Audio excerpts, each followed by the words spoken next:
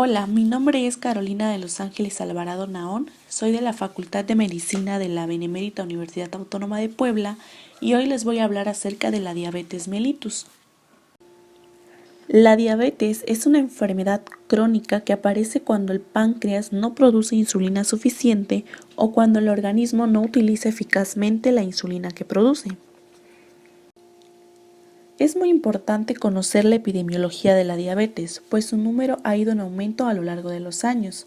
La prevalencia mundial de la diabetes mellitus ha ido aumentando de manera impresionante en los últimos 20 años. Por ejemplo, en 1985 se calculaba que habían 30 millones de casos, en tanto que en el año 2017 se calculó en un total de 415 millones según la Federación Internacional de Diabetes, la misma que calcula que para el año 2030 habrán 428 millones de personas con esta enfermedad. Dentro de los principales síntomas de la diabetes se encuentran algunos como polifagia o aumento del apetito, polidipsia, el aumento en la ingesta de líquidos, poliuria, el aumento en la excreción de orina, astenia, adinamia, pérdida de peso, visión borrosa, irritabilidad, náuseas y vómito. Quizá todos estos síntomas se deban a alteraciones bioquímicas que veremos más adelante, pero entre las fundamentales se encuentra que hay una menor entrada de glucosa a los tejidos periféricos y una mayor liberación de glucosa en la circulación sanguínea por parte del hígado.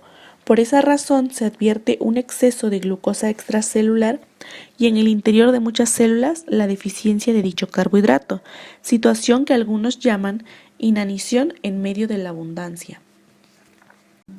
Existen también algunos signos clínicos que nos pueden servir para diagnosticar la diabetes, sin embargo, no son patognomónicos de esta enfermedad. Entre ellos se encuentra acantosis nigricans, hiperandrogenismo, hirsutismo, que es el exceso de vello facial en las mujeres, acné y en algunos casos oligomenorrea. La clasificación de la diabetes es en base al proceso patogénico que culmina en la hiperglucemia. Las dos categorías amplias de la diabetes se designan como tipo 1 o diabetes mellitus insulino dependiente y tipo 2 o diabetes mellitus no insulino dependiente. Este último término se ha vuelto obsoleto puesto que una cantidad muy alta de pacientes con diabetes tipo 2 terminan por requerir tratamiento con insulina. Un tercer tipo de diabetes es también llamada diabetes secundaria, esto porque es a consecuencia de procesos patológicos o factores como pancreatectomía o pancreatitis. También, como podemos ver en la imagen, la diabetes tipo 1 representa el 10% de los casos, mientras que la diabetes tipo 2 representa casi el 90% de todos los casos. Resulta de igual forma importante conocer el espectro de la homeostasis de la glucosa y la diabetes mellitus. Esto hace referencia a que la mayoría de las personas pasan desde un estado de tolerancia normal a la glucosa hasta la diabetes mellitus, ya sea tipo 1 o tipo 2. Como podemos ver en la imagen, las flechas indican que algunos tipos de diabetes pueden ser bidireccionales, es decir, que pueden haber variaciones en la tolerancia a la glucosa. Como podemos ver en la diabetes tipo 2, el paciente puede ir desde tolerancia normal a la glucosa y avanzar progresivamente hacia diabetes mellitus. Sin embargo, aquí el paciente también puede regresar a su estado de prediabético o incluso a los valores normales de tolerancia a la glucosa. Por el contrario, el tipo 1 únicamente vemos que la flecha es unidireccional y va desde tolerancia normal a la glucosa hasta un estado de diabetes mellitus. Diabetes tipo 1. La diabetes tipo 1 se desarrolla como consecuencia de una respuesta autoinmunitaria contra las células beta pancreáticas productoras de insulina, lo que ocasiona una deficiencia completa o casi total de insulina. Cabe resaltar que las células A, B y F se encuentran intactas. La diabetes tipo 1 también es llamada diabetes juvenil, pues la mayoría de los casos aparecen en personas menores de 40 años, además de que se ha determinado un índice de concordancia del 33%. Esto quiere decir que en estudios en gemelos idénticos se ha determinado que hay una posibilidad, 1 en 3, que también el otro gemelo la padezca. En otras palabras, hay un índice de concordancia del 33%. También se ha descubierto que la principal alteración genética se ubica en el complejo principal de histocompatibilidad en el cromosoma 6, de tal modo que las personas con algunos tipos de antígeno tienen una propensión mayor a presentar la enfermedad. El modelo temporal de la diabetes mellitus hace referencia a que individuos con predisposición genética están expuestos a desencadenantes que inician el proceso, lo que origina el desarrollo de autoanticuerpos contra los islotes y disminución gradual en la función y masa de las células beta. La enfermedad se puede clasificar o dividir en etapas, por ejemplo, en etapa 1, en donde se caracteriza por el desarrollo de autoanticuerpos contra las células beta, pero con normoglucemia, o en etapa 2, que se caracteriza por autoinmunidad continua y el desarrollo de trastornos de la glucemia. Y finalmente una etapa 3 o diabetes ya manifiesta, en donde hay hiperglucemia que excede los criterios diagnósticos para la diabetes. La diabetes tipo 2 es un grupo heterogéneo de trastornos que se caracterizan por grados variables de resistencia a la insulina, menor secreción de dicha hormona y una mayor producción de glucosa hepática.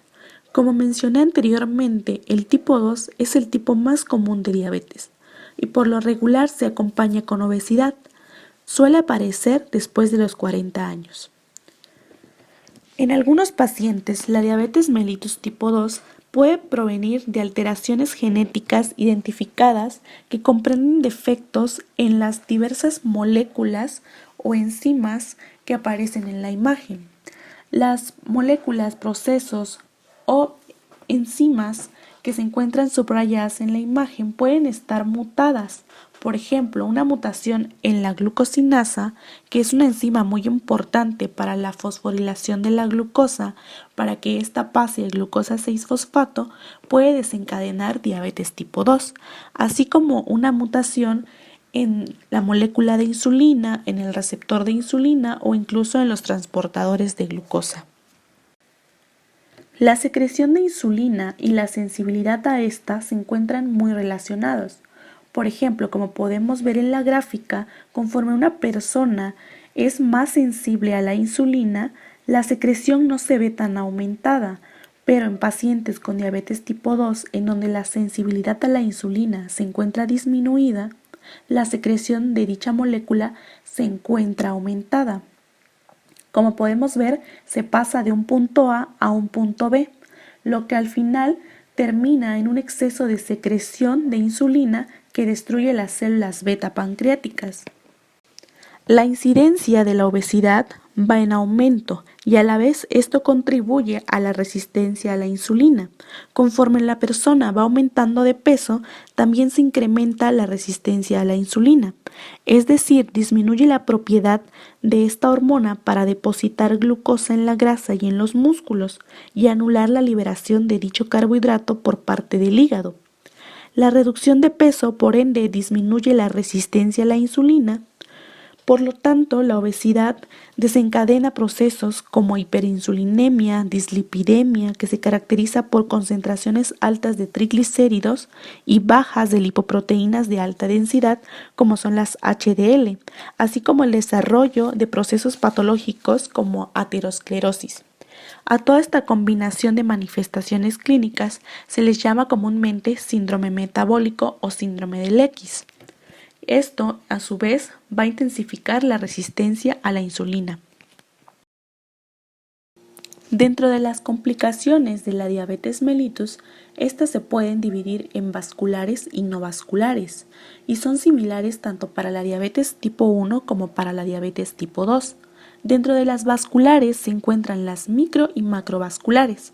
Solo por citar algunas, las microvasculares pueden ser enfermedades oculares, retinopatía, edema macular, neuropatía, nefropatía, entre otras, y las macrovasculares, coronariopatía, arteriopatía periférica, enfermedad vascular y otras. Dentro de las principales complicaciones se encuentra la retinopatía, que puede culminar en ceguera, la nefropatía, que culmina por lo general en insuficiencia renal, y la neuropatía, que termina dañando todo el sistema nervioso autónomo y a los nervios periféricos. Además, la hiperglucemia intracelular activa enzimas como la aldosas reductasa. Esto intensifica la formación de sorbitol en las células, que a su vez disminuyen la actividad de la ATPasa de sodio-potasio. Esta gráfica es solamente un ejemplo de la relación entre el control glucémico y la progresión de la retinopatía diabética.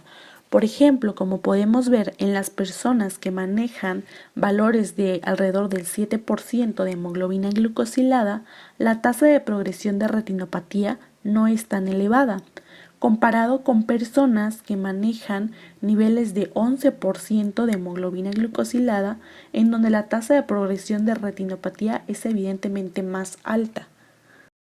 Aquí se puede ver, en resumen, todos los efectos de la hiperglucemia en el metabolismo, que conllevan a un aumento de la producción hepática de glucosa, lípidos y aminoácidos, es decir, un aumento de la gluconeogénesis, así como también un aumento de la lipólisis, lo que lleva a una mayor liberación de ácidos grasos libres con formación de cuerpos cetónicos a partir de acetilcoenzima A, lo que termina en una cetoacidosis, en donde el daño va a estar mediado principalmente por los derivados, que son acetoacetato, beta-hidroxibutirato y acetona.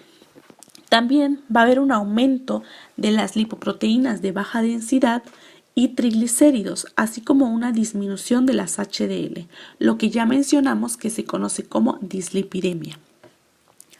La deshidratación se va a ver aumentada debido a la diuresis osmótica y va a haber una disminución consecuente de la presión arterial que nos puede llevar al coma diabético o incluso a la muerte.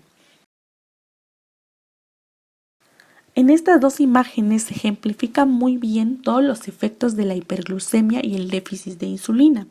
En la imagen de la izquierda podemos ver cómo niveles elevados de glucosa plasmática van a intensificar algunos procesos y también van a bloquear otros. Por ejemplo, las flechas que se encuentran más pigmentadas son procesos que se van a aumentar. En el hígado se va a intensificar la producción de aminoácidos y de ácidos grasos como el glicerol. También al riñón va a llegar una mayor cantidad de glucosa y se va a ver reflejado como glucosuria. Por otro lado, en el músculo y en el tejido adiposo, la glucosa plasmática no va a llegar.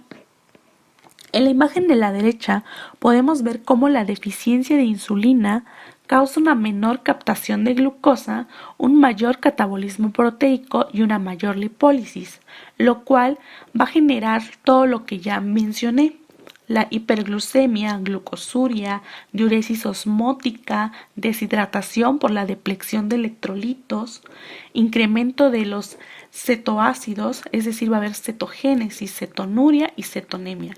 Todo esto puede llevarnos a deshidratación y acidosis, y pues en los casos más remotos hasta un coma o la muerte.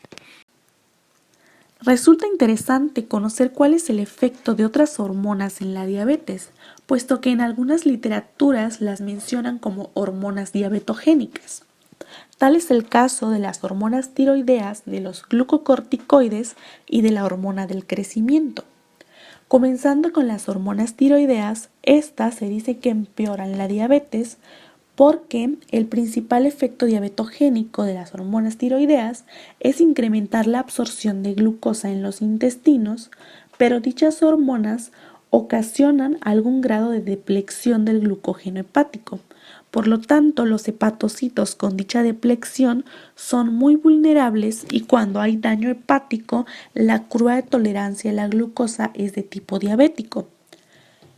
Además de que las hormonas tiroideas también pueden acelerar la desintegración de la insulina.